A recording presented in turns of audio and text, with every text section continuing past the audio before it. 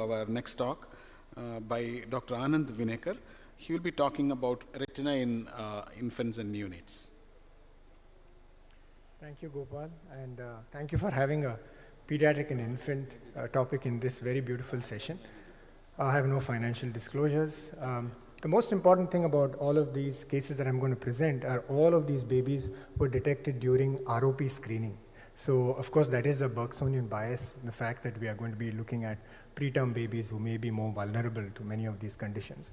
How common are they? If you look at a universal publication that we saw, there can be anywhere between 4 to 11% of even systemically normal babies who have these conditions. And this was a study we did in the first 72 hours of birth of over 1,000 babies, and we've even found retinoblastoma and salt and pepper retinopathy, which then led us to diagnosing other systemic conditions. However, in preterm babies, it's even higher. Anywhere between 11 and 15% of these preterm babies have several conditions that we can detect early and co-manage with neonatologists and pediatricians. I'm going to share some of them.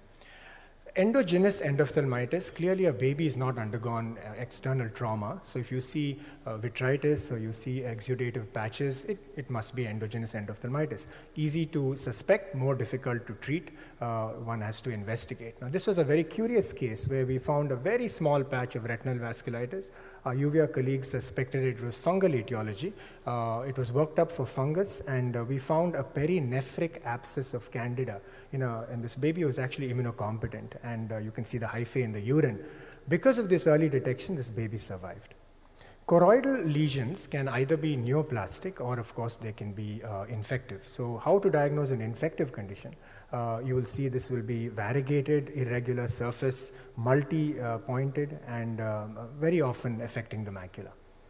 But when you see these more deeper white lesions, one tends to think it's a dystrophy, but it can also be a very early salt and pepper retinopathy, and we know how common that is in infective etiology. So it's important to investigate the infection before we delve into the inherited retinal dystrophy space. Hematological. I think a lot of these conditions have been spoken by previous speakers, but in an adult scenario, thrombocytopenia was spoken about. So this was a very classical case what mimicked an aggressive ROP, but actually had very severe thrombocytopenia, and just the correction of platelets resolved the disease without even any anti-VEGF. And the beauty of that is because the alpha granules inside the platelets have a normal anti-VEGF-like properties, something that we learned after we detected this case. We went back and did a retrospective series to see that thrombocytopenia is indeed a unique risk factor for aggressive ROP. This is a case of about a 2.5-year-old who then went on with longer follow-up, who had a bilateral combined central retinal artery and vein occlusion with, fortunately, a cilio-retinal artery sparing, went from PL vision to 6/12, all because I think we detected that early, and the child was treated with low molecular weight heparin, which perhaps altered the course of the disease, and the child went back with good, useful vision. And then you see these, very horrendous-looking capillary hemangiomas, which must alert us to the fact that this child may have neurological conditions. As far as metabolic conditions are concerned, I think these are the ones that we've been taught about from our undergraduate days, the so-called cherry red spot. And yes, they can be bilateral, but sometimes it's important to know that they can be asymmetrically unilateral, and that's when the diagnosis is missed. Autoimmune, not very common to find retinal findings, especially in infants, children less than a year. But here we actually discovered a pediatric VKH case, and we didn't think it was that until the angiography showed the very classical hypo to hyper with the disc staining, and then it was eventually treated. Unfortunately, the child died of a systemic infection before a longer follow-up was achieved. Albinism, very common in our setup perhaps. Oculocutaneous albinism, easy to diagnose. It's important here that only about 40 to 50% of them actually have the classical foveal hypoplasia. And these images are taken a little awkwardly because of the nystagmus, and the eye is not really going to stay in a single place. Down syndrome, the most common trisomy 21, and this you can literally diagnose by looking at the nasal quadrant, what they call crowded or supernumerary vessels. You just look at those vessels, they are crowded along the nasal side, they are also more tortuous, and their foveal contour is not normal, which got us into what Dr. Neha was talking about, that the OCT really points us to neurological conditions even in children. So here was a series of where we looked at Down's children. And we found that their OCTs and their visions were actually fairly comparable to a normal OCT of that age up till the age of 2. And after the age of 2, they actually have a decline, and then they have changes in their OCT that mimic a preterm baby, which means that there is regression of milestones, and that's exactly what happens in their brains. Their neurological tangles and other changes that happen in the brain are mimicking what we are seeing in the retina. When you see incontinentia pigmenti at a later stage, you might only see a hyperpigmented rash. In the earlier stage, of course, it's a bullous rash, which you might diagnose, your dermatologist might diagnose, but you must definitely diagnose what's happening in the retina with the neovascularization and, of course, the fact that this baby can be lasered and does very well. Sometimes the other eye has already gone into a retinal fold and may require surgery. This was a syndrome credited to Michael Treacy's group. Actually fairly commonly seen. Anytime we see a coloboma, we must look to see if there's a persistent fetal vasculature syndrome, and a little more difficult to diagnose would be a lenticonus, especially a posterior lenticonus. But the importance of the MPPC syndrome is that it must alert us to send this baby to a neurologist because they have a lot of CNS malformations. Other conditions are literally written on the face. For example, this dermal hypoplasia with a rash initially and then hypertrophy will give us the fact that you must look for these subtle changes. You can see in the top left, the very early salt and pepper retinopathy, which might be mistaken for an infection.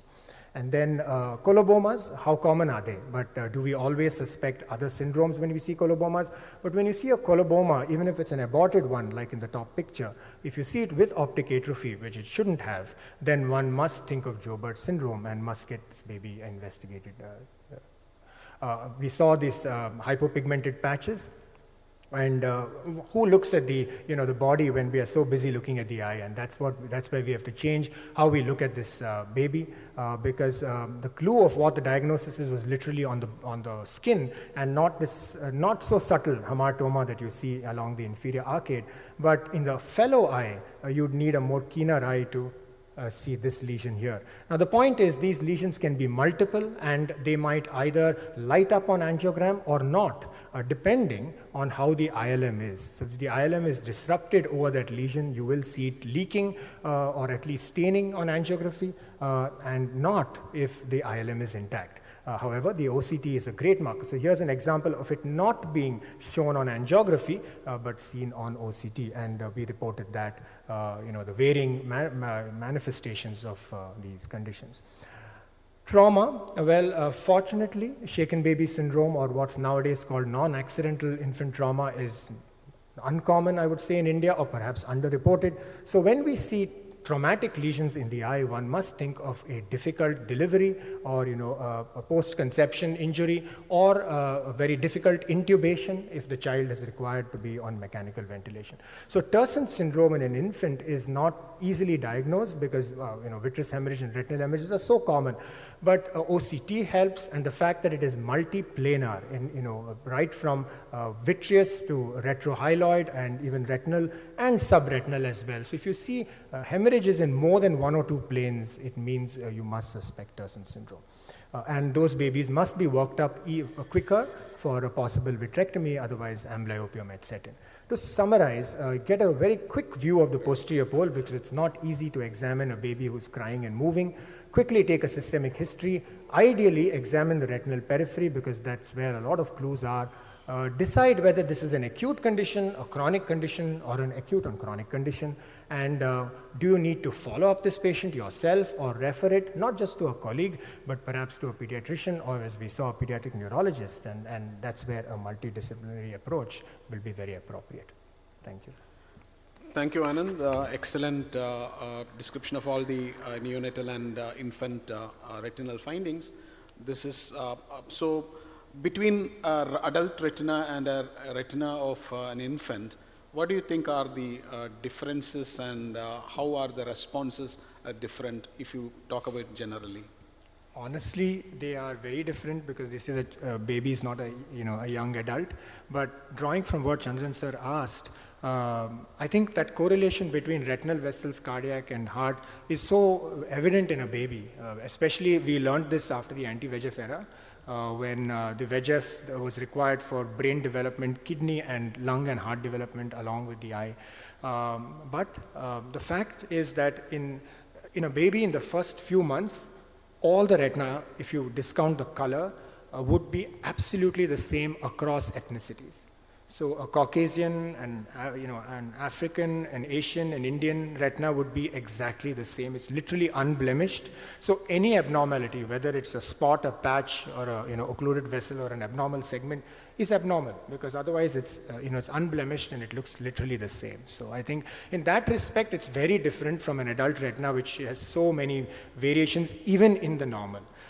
In the Down's case that we saw, we would almost overlook that supernumerary vessels, but it's almost a 85 to 90% occurrence in Down's babies. So, and sometimes, Down's may be a very easy diagnosis to make when you look at the child, but sometimes the other trisomies are not. And this supernumerary crowded vessels is a common feature among all trisomies, and it really helps us educate the pediatrician on where to take the investigation line. Okay.